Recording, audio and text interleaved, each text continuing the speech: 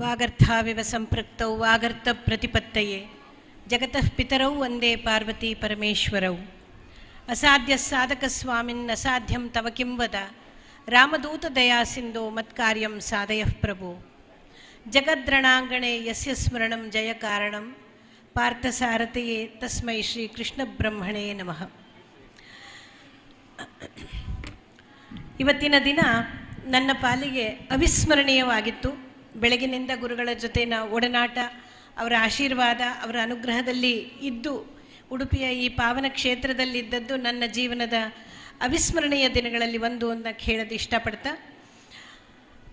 ನಮ್ಮ ಈ ಪರ್ಯಾಯ ಪೀಠದಲ್ಲಿರುವ ಶ್ರೀಗಳ ಪಾದಚರಣಗಳಿಗೆ ನನ್ನ ನಮಸ್ಕಾರಗಳನ್ನು ಅರ್ಪಿಸುತ್ತಾ, ಭಂಡಾರಕೇರಿ ಮಠದ ಗುರುಗಳಿಗೆ ನನ್ನ ಶಿರಸಾಷ್ಟಾಂಗ ನಮಸ್ಕಾರಗಳನ್ನು ಅರ್ಪಿಸುತ್ತಾ, ಕಿರಿಯ ಸ್ವಾಮೀಜಿಯವರಿಗೆ ನನ್ನ ನಮನಗಳನ್ನು ಅರ್ಪಿಸುತ್ತಾ, ಮಹಾಮಹೋಪಾಧ್ಯಾಯರಿಗೆ ನನ್ನ ಭಕ್ತಿ ಗೌರವ ಪೂರ್ವಕ ನಮಸ್ಕಾರಗಳನ್ನು ಕೊಡ್ತಾ, ಶ್ರೀಮಠದ ಎಲ್ಲ ಆಡಳಿತ ವರ್ಗಕ್ಕೆ, ಈ ಪರ್ಯಾಯಕ್ಕೆ ಜೊತೆಯಾಗಿ ನಿಂತಿರುವ ಪ್ರತಿಯೊಬ್ಬರಿಗೂ ನಾನು ಅಭಿನಂದನೆಗಳನ್ನು ಹೇಳ್ತಾ, ಎಲ್ಲ ಅರ್ಚಕ ಬಾಂಧವರಿಗೆ ನಾನು ಈ ಸಂದರ್ಭದಲ್ಲಿ ಎಲ್ಲರ ಪರವಾಗಿ ಧನ್ಯವಾದಗಳನ್ನು ಹೇಳ್ತಾ, ಕೋಟಿ ಗೀತಾ ಲೇಖನ ಯಜ್ಞಕ್ಕೆ ಸಂಬಂಧಪಟ್ಟಂತೆ ಯಾವ್ಯಾವ ಕಾರ್ಯಕ್ರಮಗಳನ್ನು ಗುರುಗಳು ಹಮ್ಮಿಕೊಂಡಿದ್ರೋ ಆ ಎಲ್ಲ ಕಾರ್ಯಕ್ರಮದಲ್ಲಿ ಭಾಗವಹಿಸಿದವರಿಗೆ ಅಭಿವಂದನೆಗಳನ್ನು ಹೇಳ್ತಾ, ವಿಜೇತರಿಗೆ ವಿಶೇಷವಾಗಿ ನನ್ನ ಅಭಿಮಾನಪೂರ್ವಕ ಅಭಿನಂದನೆಗಳನ್ನು ಹೇಳ್ತಾ, ಮಾಧ್ಯಮ ಮಿತ್ರರಿಗೆ ನಮಸ್ಕರಿಸುತ್ತಾ ನನ್ನ ಒಂದೆರಡು ಅನಿಸಿಕೆಗಳನ್ನು ಹೇಳೋಕ್ಕೆ ಇಷ್ಟಪಡ್ತೀನಿ.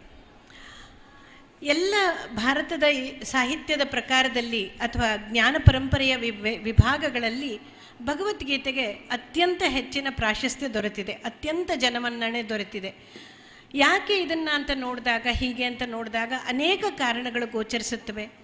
ಅದರಲ್ಲಿ ನಮಗೆ ಗೊತ್ತಿದೆ, ಅಲ್ಪಶ್ಚ ಕಾಲೋ ಬಹವಶ್ಚ ವಿಜ್ಞಾಹ ಅನಂತಶಾಸ್ತ್ರಂ ಬಹುವೇದಿತವ್ಯಂ ಯತ್ ಸಾರಭೂತಂ ತದುಪಾಸಿತವ್ಯಂ ಅಂತ ಎಲ್ಲದರ ಸಾರಭೂತ, ವೇದಾಂತದ ಸಾರಭೂತವಾಗಿ ಬಂದಿರುವ ಈ ಭಗವದ್ಗೀತೆಯನ್ನು ಸರ್ವೋಪನಿಷದೋ ಗಾವೋ ದೋಗ್ಧ ಗೋಪಾಲನಂದನ ಅಂತ ಹೇಳ್ತೀವಿ. ಹಾಗೆ ಅದರ ಸಾರವನ್ನು, ವೇದಾಂತದ ಸಾರವನ್ನೇ ಪಡೆದಂಥದ್ದು. ಇದು ಕೃಷ್ಣ ಸಪ್ತಶತಿ ಅಂದರೆ ತಪ್ಪಾಗಲ್ಲ. ದುರ್ಗಾ ಸಪ್ತಶತಿ ಇದ್ದಂಗೆ ಕೃಷ್ಣ ಸ್ವಯಂ ಹೇಳಿದ್ರಿಂದ ಇದನ್ನು ಕೃಷ್ಣ ಸಪ್ತಶತಿ ಅಂತ ಬೇಕಾದ್ರೂ ಕರಿಬೋದು. ಆ ತರಹದ ಒಂದು ಗ್ರಂಥ ನಮ್ಮ ಪಾಲಿಗೆ. ಆಚಾರ್ಯರು ಹೇಳ್ತಾರೆ, ಭಗವದ್ಗೀತಾ ಕಿಂಚಿದದೀತ ಗಂಗಾಜಲಲವ ಕಣಿಕಾ ಪೀತ. ಇಷ್ಟಾದರೂ ಓದಿದ್ರೆ ಪುಣ್ಯಕ್ಕೆ ಎಷ್ಟು ಬೇಕೋ ಅಷ್ಟು ದಾರಿಯನ್ನು ನಾವು ಮಾಡ್ಕೊಂಡಿರ್ತೀವಿ ಅಂತ. ಹಾಗಾಗಿ ಇದು ನಮಗೆ ವಾಡಿಕೆಯಿಂದ, ತಲತಲಾಂತರದಿಂದ, ಪರಂಪರೆಯಿಂದ ಬಂದದ್ದು ಹೌದು. ಹಾಗಾಗಿ ಮಾತ್ರ ಇದಕ್ಕೆ ಪ್ರಾಶಸ್ತ್ಯ ಕೊಡ್ತೀವಿ ಅಂತ ನೋಡಿದ್ರೆ ಈಗಿನ ಮನಸ್ಸು ಕೇಳ್ಬೋದು, ಭಗವದ್ಗೀತೆ ಸಾಹಿತ್ಯವೋ ಭಗವದ್ಗೀತೆ ಶಾಸ್ತ್ರವೋ ಕಾವ್ಯವೋ ಅಂತ. ಇಲ್ಲಿ ಕಾವ್ಯದ ಸೌಲಭ್ಯ ಇದೆ, ಶಾಸ್ತ್ರದ ನಿಷ್ಕರ್ಷೆ ಇದೆ. ಎರಡೂ ಇರೋದ್ರಿಂದ ಇದನ್ನು ಒಂದು ಶಾಸ್ತ್ರ ಕಾವ್ಯವಾಗಿ ಕೂಡ ನಾವು ನೋಡ್ತೀವಿ. ಭಗವದ್ಗೀತೆ ನಮಗೆ ಅತ್ಯಂತ ಎಲ್ಲ ಸ್ತರಗಳಲ್ಲಿ ನಾವು ಇದನ್ನು ಕಾಣ್ಬೋದಾಗತ್ತೆ. ನನ್ನ ಮನಸ್ಸು ಎಲ್ಲಿಗೆ ಹೋಗಿದೆ, ನಾನು ಅರ್ಥಾರ್ಥಿಯಾಗಿ ಜಿಜ್ಞಾಸುವಾಗಿ ಮುಮುಕ್ಷುವಾಗಿ ಯಾವ ಹಂತದಲ್ಲಿ ಹೋದರೂ ನನಗೆ ಅಲ್ಲಿ ಉತ್ತರ ಸಿಗುವಂಥದ್ದಿದೆ. ಹುಡುಕಬೇಕಾದ ಮನಸ್ಸು ಕಣ್ಣು ನನಗಿರಬೇಕಷ್ಟೆ. ಅರ್ಥಗ್ರಹಣವಾಗಿಯೋ ಅರ್ಥವಾಗದೆಯೋ ಇದನ್ನು ನಮ್ಮ ಮನೇಲಿ ಹೇಳ್ತಿದ್ರು, ಹಾಗಾಗಿ ನಾನು ಇದನ್ನು ಹೇಳ್ತೀನಿ ಅಂತಂದರೂ ಕೂಡ ಭಗವದ್ಗೀತೆ ಇದಕ್ಕೆ ಅರ್ಥ ಇದೆ. ಪಾರಾಯಣ ಗ್ರಂಥವಾಗಿ ಇದನ್ನು ಉಪಯೋಗಿಸ್ತೀವಿ, ವೇದ ಪಾರಾಯಣದಷ್ಟೇ ಮುಖ್ಯವಾಗಿ ಇದನ್ನು ಉಪಯೋಗಿಸ್ತೀವಿ. ಅರ್ಥವಾಗದೇ ಇದ್ದಾಗ ಏನಾಗುತ್ತೆ, ಅಥವಾ ಅರ್ಥವಾಗಿ ಓದಿದ್ರೆ ಏನಾಗುತ್ತೆ ಅಂದಾಗ ನನಗೊಂದು ಸಣ್ಣ ಕತೆ ನೆನಪಾಗುತ್ತೆ. ಗಂಗಾ ತೀರದ ಅಲ್ಲಿ ಒಬ್ಬರು ಗುರುಗಳು ಕೂತಿದ್ರು. ತುಂಬ ವರ್ಷಗಳಿಂದ ಅವರ ಬಳಿ ಒಬ್ಬ ಶಿಷ್ಯ ಇದ್ದ. ಆತ ಬಂದು, ಗುರುಗಳೇ ನನಗೆ ಮೋಕ್ಷದ ದಾರಿಯನ್ನು ಕೊಡಿ ಅಂತ ಹೇಳ್ದ. ನನಗೆ ಆ ಪಾಠ ಕಲಿಸ್ಕೊಡಿ ಅಂತ ಕೇಳ್ತಾನೆ. ಗುರುಗಳು ಹೇಳ್ತಾರೆ, ನೋಡಪ್ಪ ಅಲ್ಲೊಂದು ಬುಟ್ಟಿ ಇದೆ, ಇಜ್ಜಲಿನ ಬುಟ್ಟಿ, ಅದನ್ನು ತೊಗೊಂಡು ಹೋಗಿ ನೀನು ನೀರು ತೊಗೊಂಬ ಗಂಗೆಯಿಂದ. ಮೇಲಿತ್ತು, ನದಿ ಕೆಳಗಿತ್ತು, ದಡದಲ್ಲಿತ್ತು, ಕೆಳಗಡೆಗಿತ್ತು. ಸುಮಾರು ಮೆಟ್ಲುಗಳನ್ನು ಹತ್ಕೊಂಡು ಬರಬೇಕಾಗ್ತಿತ್ತು. ಆತ ಬಹಳ ಖುಷಿಯಾಗಿ ಈ ಬುಟ್ಟಿಯನ್ನು ತೊಗೊಂಡು ಹೋದ, ನೀರನ್ನು ತರ್ತಿದ್ದ. ಅರ್ಧ ದಾರಿಗೆ ನೀರು ಖಾಲಿ ಆಗ್ತಿತ್ತು. ಮೇಲೆ ಬಂದು ಗುರುಗಳಿಗೆ ತೋರಿಸ್ತಿದ್ದ. 4-5 ಸತಿ ಆಯಿತು. ಏನು ಗುರುಗಳೇ ಅಂದ. ಇರಲಿ ಮಾಡಪ್ಪ ಅಂದರು. ಒಂದು 15-18 ಸತಿ ಆದಾಗ ಅವನಿಗೂ ಸ್ವಲ್ಪ ಬೇಸತ್ತೋಯ್ತು. ಗುರುಗಳೇ, ಈ ಥರ ಬೆತ್ತದ ಬುಟ್ಟಿಯಲ್ಲಿ ನಾ ಹೇಗೆ ನೀರು ತರಲಿ ಅಂತ ಕೇಳ್ದ. ಆಗ ಗುರುಗಳು ಹೇಳ್ತಾರೆ, ಆ ಬುಟ್ಟಿಯನ್ನು ನೋಡಿ ಈಗ ಅಂತ. ಆಗ ಅವನಿಗೆ ಗಮನ ಹೋಗುತ್ತಲ್ಲಿ. ಇಜ್ಜಲಿನ ಬುಟ್ಟಿ ಕಪ್ಪಗಿತ್ತು. ಅವನು ಏನೂ ಮಾಡದೆ ಮೇಲಿಂದ ಕೆಳಗೆ ತಂದಾಗ ಆ ಬುಟ್ಟಿ ಮತ್ತೆ ಮೊದಲಿನ ರೂಪಕ್ಕೆ ಬಂದಿತ್ತು, ಚೆನ್ನಾಗಿ ಬೆತ್ತದ ಬಣ್ಣದಲ್ಲಿ ಬಂದಿತ್ತು. ಹಾಗೆ ನಮಗೆ ಗೊತ್ತಿಲ್ಲದೇನೆ ಅದರ ಪಾರಾಯಣದಿಂದ, ಕೇವಲ ಪಠಣದಿಂದ ಅಥವಾ ಶ್ರವಣದಿಂದ ಕೂಡ ನಮ್ಮ ಅನೇಕ ಸಂಸ್ಕಾರಗಳು ಬದಲಾಗ್ಬೋದು ಅನ್ನೋದು ನಾವು ಕೇಳಿ ಪಡೆದಂಥದ್ದು. ನಮಗಿದು ಆಪ್ತೋಪದೇಶದ ಮೂಲಕವಾಗಿ ಲಭ್ಯವಾದಂಥದ್ದು ಮಾತು. ಧರ್ಮಕ್ಷೇತ್ರ ಕುರುಕ್ಷೇತ್ರ ಅಂತ ಹೇಳ್ತೀವಿ. ಧರ್ಮಕ್ಷೇತ್ರ ಹೊರಗಾದರೆ ಕುರುಕ್ಷೇತ್ರ ನಮ್ಮ ಮನಸ್ಸಿನಲ್ಲೇ ಇದೆ. ಆ ಕುರುಕ್ಷೇತ್ರ ಧರ್ಮಕ್ಷೇತ್ರವನ್ನು ನಾವು ಗೆದ್ದು ನಿಲ್ಲಕ್ಕೆ, ಅಲ್ಲಿ ನಾವು ಜಯವನ್ನು ಸಾಧಿಸೋಕ್ಕೆ, ಸಮಾಧಾನ ನೆಮ್ಮದಿಯನ್ನು ಪಡೆಯೋಕ್ಕೆ ನಮಗೆ ಬೇಕಾದ ಸಾಧನ ಭಗವದ್ಗೀತೆ ಆಗುತ್ತೆ.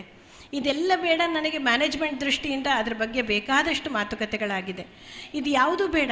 ಇನ್ನೊಂದು ಮುಖ್ಯವಾದ ವಿಷಯ, ಎಲ್ಲಿವರೆಗೂ ಅರ್ಜುನ ತಾನು ಶರಣಾದೆ ಎಂದ ಅಲ್ಲಿವರೆಗೂ ಭಗವಂತ ಮಾತನಾಡಲಿಲ್ಲ, ಸುಮ್ಮನಿದ್ದ.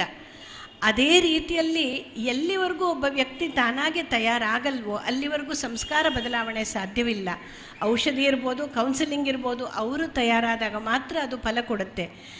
ಆದರೆ ಭಗವದ್ಗೀತೆಯ ಶಕ್ತಿ ಹೇಗೆ ಅಂದರೆ ತಯಾರಿಸೋ ಗುಣವನ್ನು ಕೂಡ, ಆ ಬುದ್ಧಿಯನ್ನು ಕೂಡ ನಮಗೆ ಕೊಡುತ್ತೆ. ತಯಾರಿಸಿ ಉಣಿಸಿ, ಅಡುಗೆ ಮಾಡಿಸಿ ಉಣಿಸಿ ಬಡಿಸ್ದಂಗೆ ಆಗತ್ತೆ ಭಗವದ್ಗೀತೆ ಕೇಳೋದ್ರಿಂದ. ಯಾಕೆ ಭಗವದ್ಗೀತೆ ಅನ್ನೋದು ಈ ಕಾಲಕ್ಕೆ ಬದಲಾದ ಈ ಸಂದರ್ಭದಲ್ಲಿ, ಈಗ ತಾನೇ ಗುರುಗಳಿಗೆ ನಾನು ಹೇಳ್ತಾ ಇದ್ದೆ, ಕಾಲ ಬದಲಾದಂತೆ ಧಾರ್ಮಿಕ ಆಚರಣೆಗಳಲ್ಲಿ ಕೂಡ ಬದಲಾವಣೆ ತರಬೇಕು. ಮಕ್ಕಳು ಪ್ರಶ್ನೆ ಮಾಡ್ತಾರೆ, ಪ್ರಶ್ನೆ ಮಾಡಿದಾಗ ಅವರಿಗೆ ಉತ್ತರ ಕೊಡದೇ ಇದ್ದರೆ ಧರ್ಮದ ನೆಲೆಗಟ್ಟು ಕೂಡ ಎಲ್ಲೋ ಒಂದು ಕಡೆ ಆ ದೃಢತೆಯನ್ನು ಕಳ್ಕೊಳ್ಳುತ್ತಾ ಅನ್ನೋ ಒಂದು ಭಯ ನಮ್ಮಂಥ ಗೃಹಸ್ಥರಿಗೆ ಬರೋದು ಸಹಜ. ಆ ನಿಟ್ಟಿನಲ್ಲಿ ಗುರುಗಳು ಕೈಗೊಂಡಿರುವ ಈ ಕಾರ್ಯ ಅತ್ಯಂತ ಪ್ರಶಸ್ತವಾದದ್ದು, ಅತ್ಯಂತ ಮಹತ್ವವಾದದ್ದು. ಕೋಟಿ ಗೀತಾ ಲೇಖನ ಯಜ್ಞ ಏನಾಗಿದೆ, ಮುಂದಿನ ದಿನಗಳಲ್ಲಿ ಇದು ದಶಕೋಟಿ ಶತಕೋಟಿ ಆಗಿ ಪ್ರತಿಯೊಬ್ಬ ಸನಾತನಿ ಭಗವದ್ಗೀತೆಯನ್ನು ಬರೆಯುವಂತಾಗಲಿ, ಭಗವದ್ಗೀತೆಯ ಹಲವಾರು ಶ್ಲೋಕಗಳು ಪ್ರತಿಯೊಬ್ಬರಿಗೂ ಕಂಠಪಾಠವಾಗಿರಲೇಬೇಕು ಅಂತ ತಂದೆ ತಾಯಿಗಳಾದ ನಾವು, ಸಮಾಜದ ಹಿರಿಯರಾದ ನಾವುಗಳು ಒಂದು ಪಣವನ್ನು ತೊಡಬೇಕಾಗಿ ಬರುತ್ತೆ.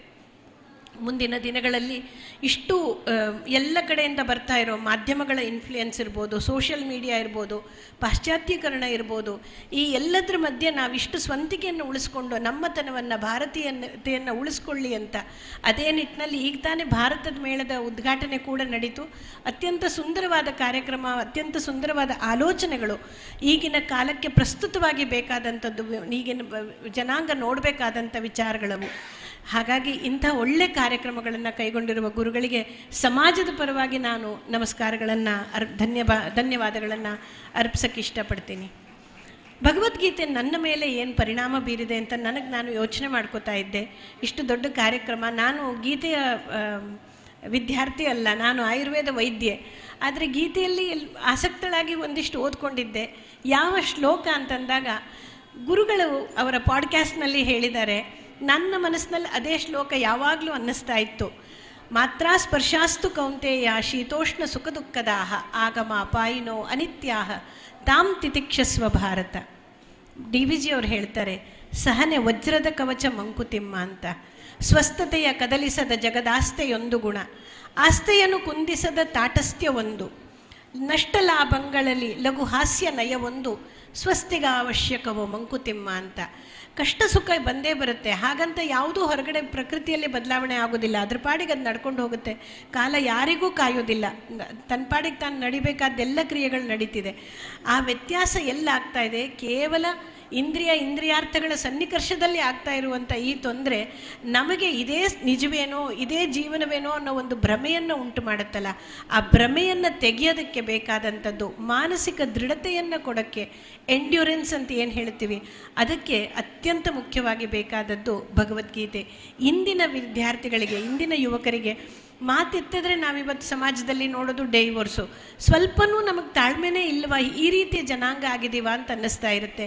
ಅಥವಾ ವ್ಯತ್ಯಾಸ ಆದ ಕೂಡಲೇ ಜೀವದಕ್ಕೆ ಬೆಲೆ ಕೊಟ್ಬಿಡಕ್ಕೆ ಹೊರಟುಬಿಟ್ಟಿರ್ತೀವಲ್ಲ, ಇಷ್ಟು ಸುಲಭನ ಈ ಮನುಷ್ಯ ಜನ್ಮ ಅಂತ ಅನ್ನಿಸ್ದಾಗ ಖಂಡಿತ ಈ ಥರದ ಶಾಸ್ತ್ರದ ಅವಶ್ಯಕತೆ ದಿನೇ ದಿನೇ ಹೆಚ್ಚುತ್ತಾ ಇದೆ ಅಂತ ಅನಿಸುತ್ತೆ. ಕೇವಲ ಇಹಲೋಕದ ಅಥವಾ ಈ ಪ್ರಾಪಂಚಿಕ ಲೌಕಿಕದ್ದಲ್ಲದೆ ನಮ್ಮ ಬೇರೆ ರೀತಿಯಲ್ಲಿ ನೋಡಿದರೆ, ಆಧ್ಯಾತ್ಮಿಕವಾಗಿ ನೋಡಿದ್ರೆ ಮಲ, ಆವರಣ, ವಿಕ್ಷೇಪ ಇವುಗಳನ್ನು ತೆಗೆಯೋಕ್ಕೆ ಕೂಡ ಮಾರ್ಗವನ್ನು ಹೇಳ್ತಾರೆ. ಕರ್ಮ ಇರ್ಬೋದು, ಉಪಾಸನೆ ಇರ್ಬೋದು, ಜ್ಞಾನಯೋಗವಿರ್ಬೋದು, ಈ ಎಲ್ಲಕ್ಕೂ ಭಕ್ತಿಯನ್ನು ಒಂದು ಅಡಿಪಾಯವಾಗಿ ಇಟ್ಕೊಂಡು ಭಕ್ತಿಯ ಬುನಾದಿಯ ಮೇಲೆ ಇವೆಲ್ಲಕ್ಕೂ ಅರ್ಥ ಬರುತ್ತೆ ಅನ್ನೋದನ್ನು ನಾವು ಪದೇ ಪದೇ ಭಗವದ್ಗೀತೆಯಲ್ಲಿ ಕಾಣ್ತೀವಿ. ಒಬ್ಬ ಭಕ್ತನ ಲಕ್ಷಣವಾಗ್ಬೋದು ಅಥವಾ ಒಬ್ಬ ಸ್ಥಿತಪ್ರಜ್ಞ ಜ್ಞಾನಿಯ ಲಕ್ಷಣವಾಗ್ಬೋದು, ಎರಡೂ ಒಂದೇ ಥರದಲ್ಲಿದೆ. 2ನೇ ಅಧ್ಯಾಯದ ಮಾತು 12ನೇ ಅಧ್ಯಾಯದ ಮಾತು ಒಂದೇ ಥರದಲ್ಲಿ ಬರುತ್ತೆ ಅನ್ನೋದು ನನ್ನ ಒಂದು ಅನಿಸಿಕೆ. ಇದು ನನಗೆ ಯಾವಾಗಲೂ ಹಾಗನ್ಸುತ್ತೆ. ಇವೆಲ್ಲವೂ ಭಕ್ತಿಯ ಬುನಾದಿಯಲ್ಲಿ ಬಂದಾಗ ಅರಳಿದ ಹೂವಿಗೆ ಒಂದು ಸುಗಂಧ ಬಂದಂತೆ ಆಗುತ್ತೆ, ಆಗ ಮಾತ್ರ ಸಾಧ್ಯ ಅಂತ.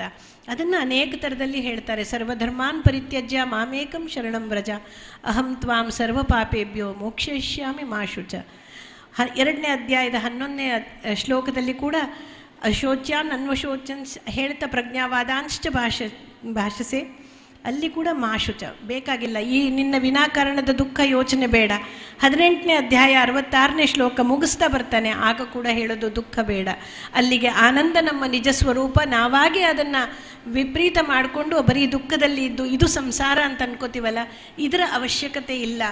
ಆನಂದದ ದಾರಿಯನ್ನು ಹೇಳಿಕೊಡುವಂಥ ಶಾಸ್ತ್ರ ಕೇವಲ ಮೋಕ್ಷಕ್ಕಷ್ಟೇ ಅಲ್ಲದೆ ದೈನಂದಿನ ಬದುಕಿನಲ್ಲಿ ನಾವು ಯಾವ ರೀತಿ ಇರ್ಬೋದು ಅನ್ನೋದು ಭಗವದ್ಗೀತೆಯಿಂದ ಎಲ್ರಿಗೂ ಬರುವಂಥದ್ದಾಗತ್ತೆ.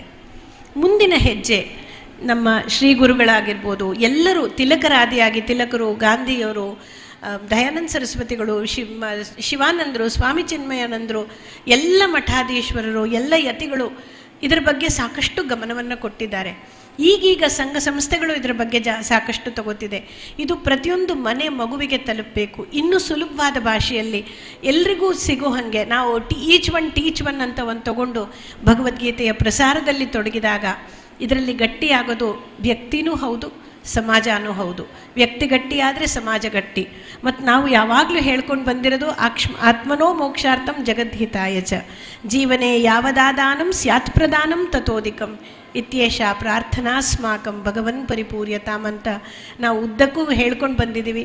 ಸನಾತನ ಸಂಸ್ಕೃತಿಯ ಅಡಿಪಾಯ ಕೂಡ ಅದೇ ಆಗಿದೆ. ಹಾಗಾಗಿ ಆ ಒಂದು ಕಾರ್ಯವನ್ನು ಶ್ರೀ ಗುರುಗಳ ನೇತೃತ್ವದಲ್ಲಿ, ಅವರ ಅನುಗ್ರಹದಲ್ಲಿ, ಆಶೀರ್ವಾದದಲ್ಲಿ, ಅವರ ಮಾರ್ಗದರ್ಶನದಲ್ಲಿ ಇನ್ನಷ್ಟು ಹೆಚ್ಚಾಗಿ ಇದನ್ನು ಮಾಡಿ ದಶಕೋಟಿ ಗೀತಾಲೇಖನ ಯಜ್ಞ ಬೇಗ ಸಂಪನ್ನಗೊಳ್ಳಿ ಅಂತ ಕೃಷ್ಣನಲ್ಲಿ ಪ್ರಾರ್ಥಿಸುತ್ತಾ, ಇವತ್ತಿಲ್ಲಿ ಗೀತಾ ಸಾಗರವೇ ತುಂಬಿದೆ. ಇಷ್ಟು ದೊಡ್ಡ ದೊಡ್ಡ ಪ್ರಶಸ್ತಿಯನ್ನು ಗೆದ್ದಂಥವರು ಇಡೀ ಗೀತೆಯನ್ನು ಹಿಂದಿನಿಂದ ಮುಂದಾಗಿ ಮುಂದಿಂದ ಹಿಂದಾಗಿ ಹೇಳೋ ಸಾಮರ್ಥ್ಯ ಅರ್ಥ ಮಾಡಿಕೊಂಡಂಥವ್ರು. ಅದ್ರ ಬಗ್ಗೆ ಈ ರಾಜಾಂಗಣದಲ್ಲಿ ಎಷ್ಟು ವಾಕ್ಯಾರ್ಥಗಳು, ಎಷ್ಟು ಭಾಷಣಗಳು, ಎಷ್ಟು ಅನುಗ್ರಹಗಳು, ವಿಚಾರಗಳು ನಡೆದಿದೆಯೋ ಅದು ಸ್ವಾಮಿಗೆ ಗೊತ್ತು. ಆ ಎಲ್ಲದರ ಮಧ್ಯೆ ಅಂಥ ಸಾಗರದ ಒಂದು ಸಣ್ಣ ಜಲಚರಳಾದ ನನ್ನನ್ನು ಇಲ್ಲಿ ಕರೆಸಿ ಇವತ್ತು ಹರಿಸಿ ಗುರುಗಳು ಈ ಅವಕಾಶವನ್ನು ಮಾಡಿಕೊಟ್ಟು, ಈ ವೇದಿಕೆಯಲ್ಲಿ ನನಗೆ ಕೂತ್ಕೊಳ್ಳೋ ಒಂದು ಅವಕಾಶ ಕೊಟ್ಟು, ಕರ್ನಾಟಕ ಸಂಸ್ಕೃತ ವಿಶ್ವವಿದ್ಯಾಲಯದ ಒಂದು ಪ್ರಾತಿನಿಧ್ಯವನ್ನು ಇಲ್ಲಿ ಕೊಡಮಾಡಿದ್ದಕ್ಕೆ ಅವರಿಗೆ ತುಂಬ ಹೃದಯದಿಂದ ನಾನು ಮನಸ್ಪೂರ್ವಕವಾಗಿ ಭಕ್ತಿ ಆದರದಿಂದ ನನ್ನ ನಮಸ್ಕಾರಗಳನ್ನು, ವಿಶ್ವವಿದ್ಯಾಲಯದ ನಮಸ್ಕಾರಗಳನ್ನು ಪ್ರಾರ್ಥಿಸುತ್ತಾ, ವಿಶ್ವವಿದ್ಯಾಲಯದ ಏಳಿಗೆಗೆ ಅವರ ಅನುಗ್ರಹ ಸದಾ ಇರಲಿ ಅಂತ ಆಶಿಸುತ್ತಾ, ವಿಶ್ವವಿದ್ಯಾಲಯದಿಂದ ಅನೇಕ ಸರ್ಟಿಫಿಕೇಟ್ ಮತ್ತು ಡಿಪ್ಲೊಮೊ ಪ್ರೋಗ್ರಾಮ್ಗಳನ್ನು ನಾವು ಶುರು ಮಾಡಿದ್ದೀವಿ. ಭಗವದ್ಗೀತೆ PG ಡಿಪ್ಲೊಮೊ ಕೋರ್ಸ್ನ ವಾದಿರಾಜ ಫೌಂಡೇಶನ್ನಿಂದ ನಾವು ಮಾಡಿದ್ದೀವಿ. ಅದು ಬಿಟ್ಟು ದ್ವೈತ ವೇದಾಂತ, ಅದ್ವೈತ ವೇದಾಂತ, ಬೇರೆ ಬೇರೆ ವಿಚಾರ ಆನ್ಲೈನ್ ಕ್ಲಾಸಸ್ ಆಗುತ್ತೆ. ಇದು ಬಹಳ ಸುಲಭವಾಗಿ ಅರ್ಥ ಆಗುವಂಥ ರೀತಿಯಲ್ಲಿ ಮಾಡಿದ್ದೀವಿ. ಇದನ್ನು ನಮ್ಮ ವೆಬ್ಸೈಟಲ್ಲಿ www.ksu.com ತಾವು ನೋಡಿ ಇದನ್ನು ಪಡ್ಕೋಬೋದು. ಇದರ ಸದುಪಯೋಗವನ್ನು ಎಲ್ಲರೂ ಮಾಡಿಕೊಳ್ಳಿ ಅನ್ನೋ ಒಂದು ಭಾವನೆಯಿಂದ ಈ ಮಾತನ್ನಿಲ್ಲಿ ಹೇಳ್ತಾ ಇದ್ದೀನಿ. ಕರೆಸಿ ಇಷ್ಟೊಂದು ಅವಕಾಶ ಕೊಟ್ಟಿದ್ದವರಿಗೆ ಮತ್ತು ಸಹೃದಯದಿಂದ ಕೇಳಿದ ತಮ್ಮೆಲ್ಲರಿಗೂ ನಾನು ಮತ್ತೊಮ್ಮೆ ವಂದಿಸ್ತಾ ನನ್ನ 2 ಮಾತುಗಳನ್ನು ಮುಗಿಸ್ತೀನಿ. ನಮಸ್ಕಾರ. ಹರೇ ಶ್ರೀನಿವಾಸ.